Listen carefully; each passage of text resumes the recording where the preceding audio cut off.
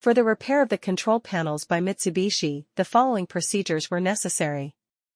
Replacement of various electronic components and general cleanup of the unit. For testing, we use 24-volt DC.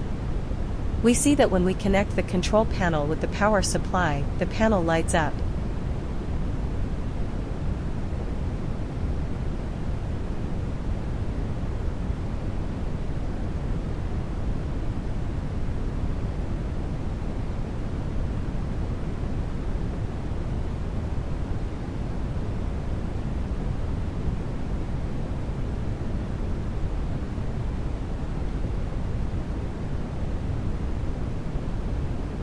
No further testing is possible due to the absence of additional units.